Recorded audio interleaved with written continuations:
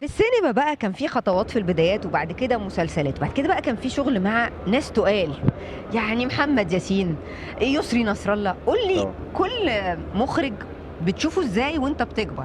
يعني الواحد وهو صغير نظرته للمُخرِج ييجي يقول لك اعمل كذا، ما بتشوفش النظرة global يعني، كل شوية تبدأ بقى تاخد الدور وتشوف الأدوار التانية. مين من المُخرجين حابة كده يعني التسلسل، تفتكر علِّم شرنوبي يعني خطوات مهمة في حياتك في التمثيل؟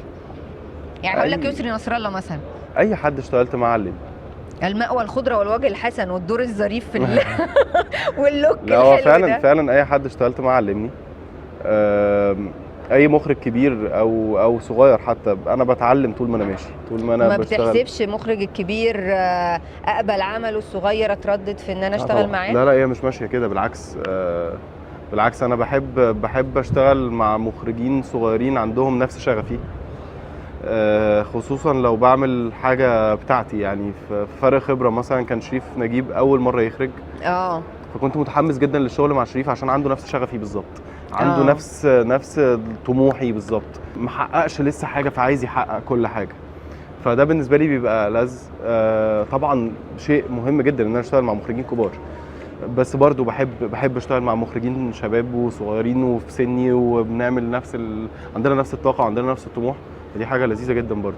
فرق خبرة كانت الvibes بتاعته شابة جدًا، الحمد و لله. وأنا حسيت إن الكبار وهُم بيتفرّجوا عليه إيه ده العلاقات دي وإيه الطريقة دي، بس أنا حسيت إنه مُعبّر. أنت ما بتخافش من فكرة الناس المشاهد هيتلقّى إزاي وتعمل حسابات إن هو ده يا ترى ده للمشاهدة العائلية، ده للplus 18 ده لplus مش عارفة إيه؟ هو عشان كده في تصنيف عمري في السينما أو في السينمات عامةً. إحنا عندنا مواضيع كتير أوي في الحياة محتاجين نطرحها ومحتاجين نتكلم فيها. ناجي كان مثال موجود منه كتير جدًا في الشباب في صح. مصر، وناس كتير أوي بتقابلني بتقول لي إحنا شُفنا كتير أوي زي ناجي، إحنا كنا زي ناجي، إحنا ناجي، فده كان موجود. ففكرة إن إحنا نقدّم شيء أو جزء من الواقع، ده ده دي السينما، ده اللي المفروض نعمله في السينما.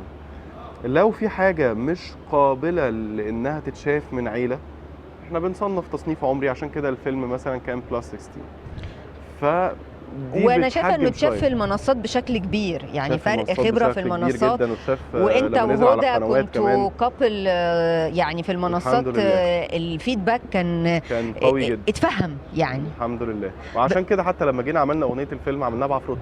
ما آه، عملناش الأغنية بحد ليه جمهور كبير في السن، لأ إمم، عملنا أغنية في جمهور يفهمها الشباب اللي في سن ناجي، يعني صح. اللي هم ال ال النفس اللي ممكن يبقى في ناس منهم كتير شبه ناجي.